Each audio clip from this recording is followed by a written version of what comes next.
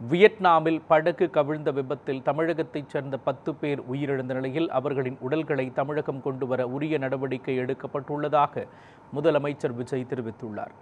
தெற்கு வியட்நாமில் உள்ள பு குவாக் தீவு அருகே 32 இந்திய சுற்றுலா பயணிகளுடன் சவாரிக்கு சென்ற படகு கடலில் கவிழ்ந்து விபத்துக்குள்ளானது. இதில் 4 ஊழியர்கள் பயணித்துள்ளனர். 21 பேர் பத்திரமாக மீட்கப்பட்ட நிலையில் மீதமுள்ள 15 பேர் உயிரிழந்ததாக தகவல் வெளியாகியுள்ளது. உயிரிழந்த 15 பேரில் பழனியைச் சேர்ந்த முருகப்பிரபு மற்றும் நிர்மல்குமார் உள்ளிட்ட 10 பேர் தமிழர்கள் ஆவர். இந்நிலையில் உயிரிழந்தவர்களின் குடும்பங்களுக்கு பிரதமர் மோடி இரங்கல் தெரிவித்துள்ளார். காயமடைந்தவர்கள் விரைவில் குணமடைய பிரார்த்திப்பதாகவும் அவர் பதிவிட்டுள்ளார். வியட்நாமில் படகு கவிழ்ந்த விபத்தில் உயிரிழந்தோர் குடும்பங்களுக்கு முதல்வர் விஜய் இரங்கல் தெரிவித்துள்ளார்.